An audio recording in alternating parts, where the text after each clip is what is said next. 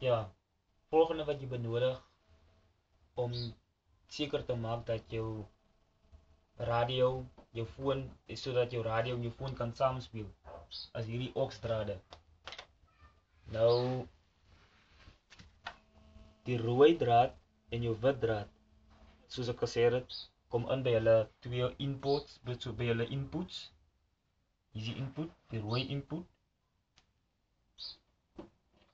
En met die geel input.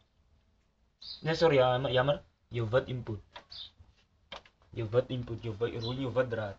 Je geel draad is voor video. En die zijn twee audio draden. Nou wat ik wil doen is, ik wil met klank connect. So, ik heb nou die rode draad en die wit draad hierso. Maar die wit draad is in die middel. Je moet zeker maken lopen in die middel. Zoals in die middel. Is die middelste draadje. En ik moet nou hij wit draadje verbind samen met die wit draadje.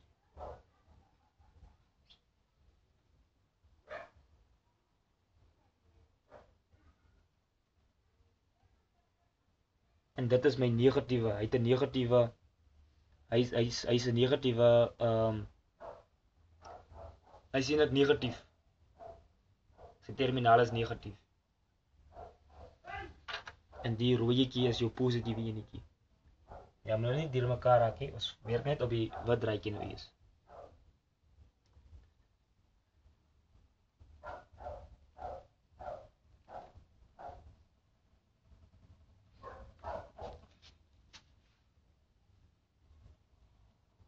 Hy het sy conduit.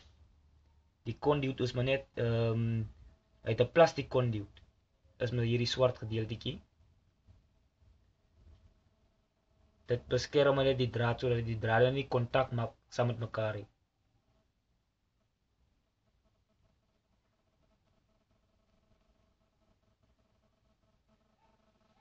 Dit is PVC conduit.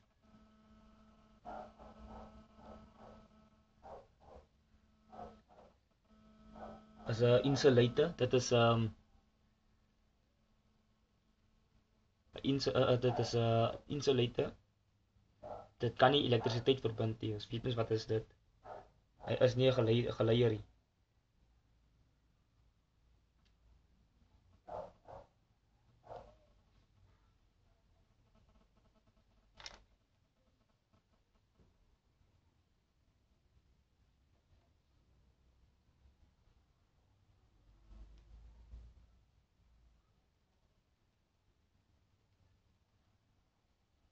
Pause. Pause.